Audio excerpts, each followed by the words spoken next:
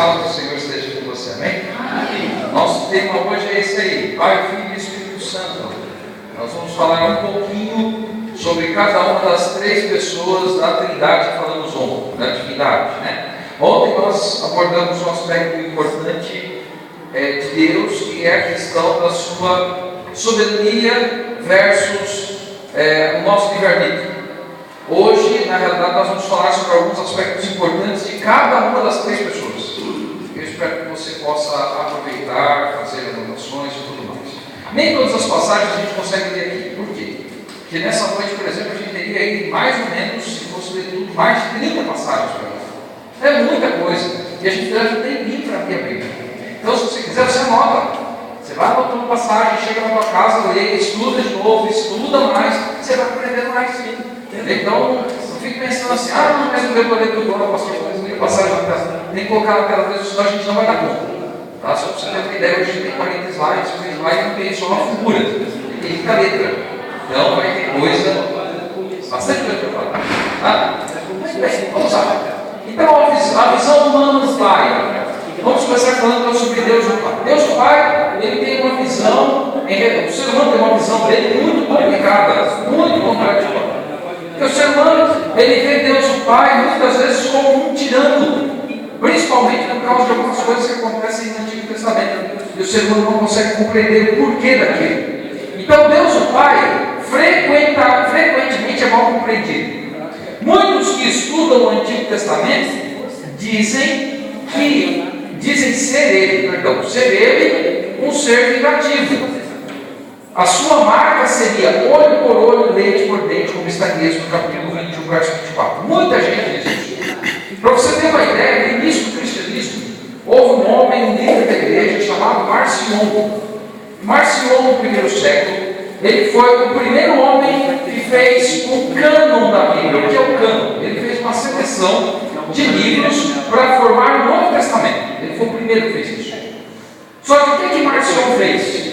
Marcion via Deus o Pai como um tirano. Então, ele falou assim, olha, eu vou tirar do Novo Testamento todos os livros que exaltem, na minha visão, a pessoa de Deus o Pai. Então, ele fez assim.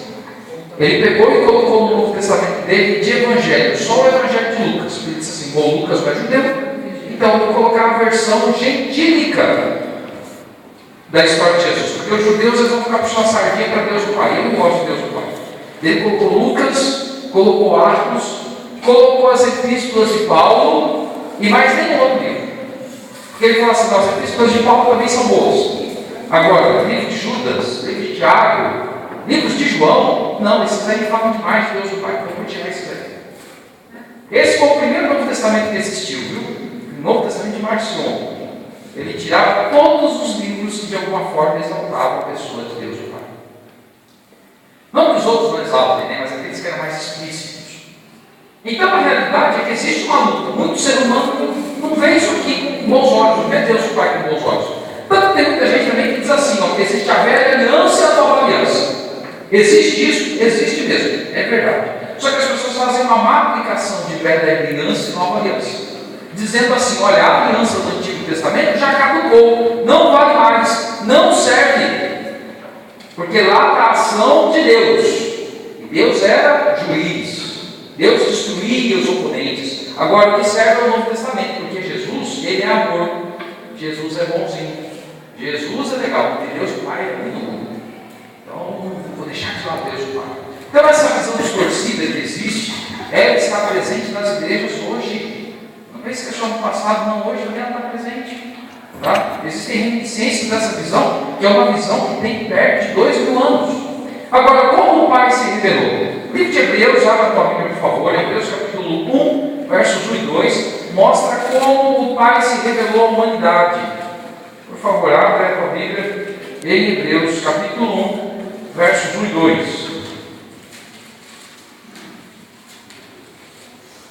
Hebreus capítulo 1, versos 1 e 2, a Bíblia, a palavra de Deus, ela diz o seguinte.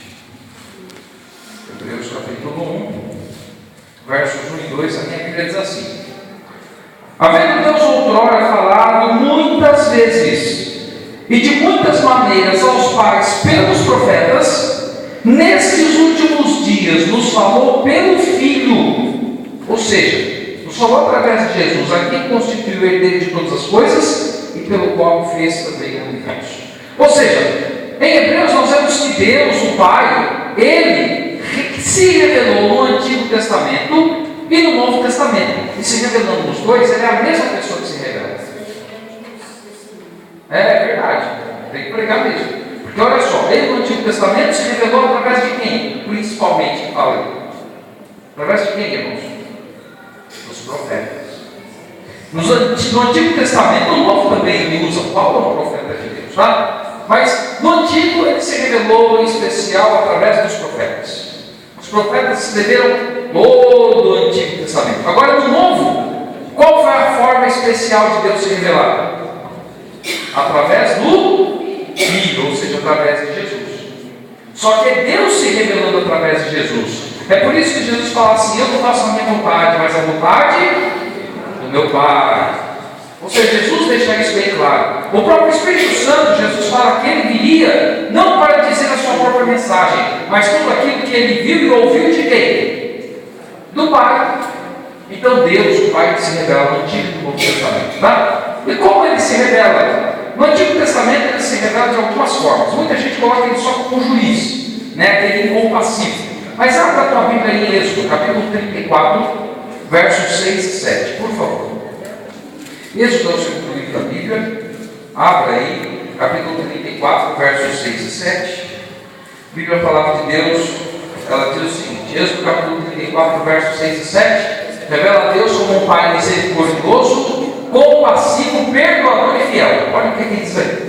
Êxodo 34, versos 6 e 7 diz assim: passando o Senhor por diante dele, ou seja, por diante de Moisés, clamou no caso Moisés: Senhor, Senhor, Deus compassivo, clemente e longânimo, grande em misericórdia e fidelidade, que guarda a misericórdia em 1000 gerações e que perdoa a iniquidade e a transgressão e o pecado, ainda que não inocente, o culpado, e visita a iniquidade dos pais dos filhos e dos filhos até a terceira e quarta geração.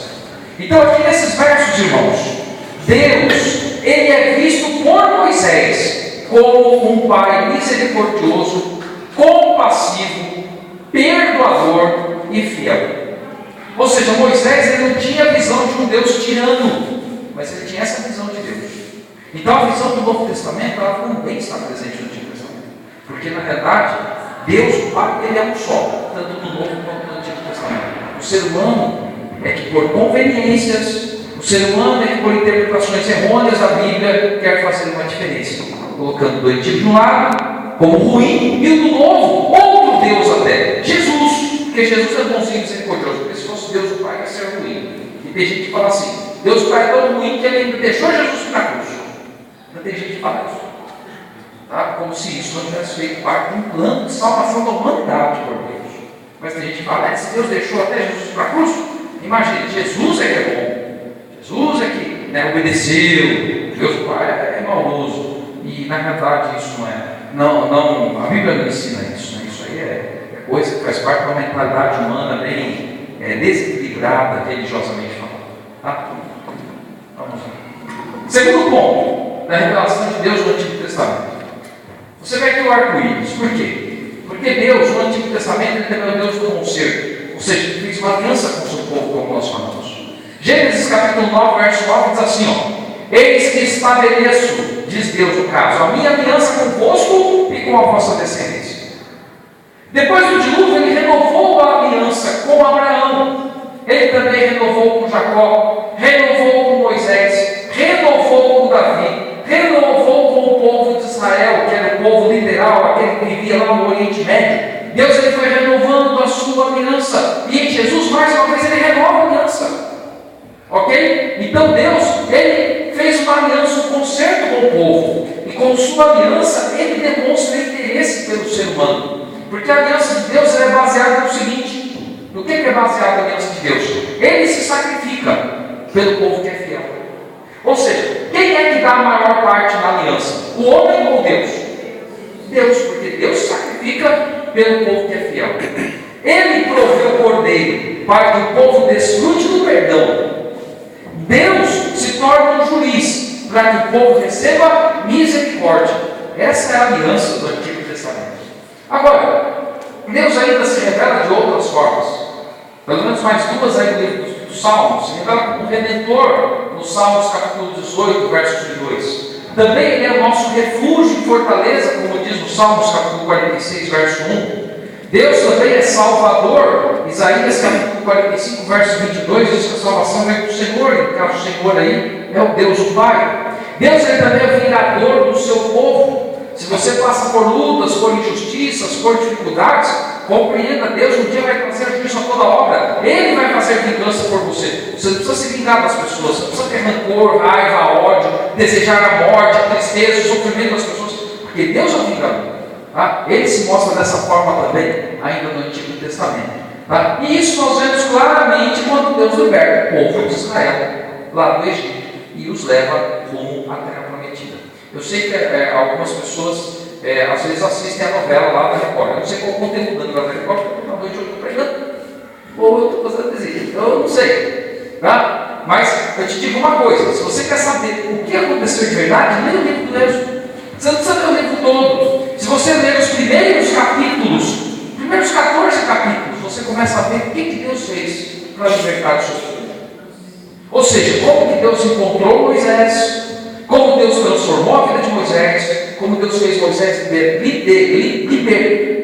liderar o povo até o momento que é retratado aqui nessa figura, que é o momento em que o mar vermelho se abre. Os primeiros 14 capítulos do Êxodo mostram isso. E aí você vê se Deus é ou não um Deus misericordioso, se Deus é ou não um Deus compassivo. O plano de Deus, irmãos, nunca foi que o filho do faraó morresse, mas foram 10 pragas. Então o faraó disse várias vezes não a Deus, mas Deus ia libertar o seu povo. E chegou uma hora que ele falou: agora Ele vai deixar vocês irem embora. E foi exatamente quando veio a última das pragas. Então Deus não é um Deus sanguinário. O plano de Deus é que haja salvação para as pessoas. No Novo Testamento, Deus também se revela. Ele se revelou em Jesus. Abra com a Bíblia, por favor, em João capítulo 1, verso 18.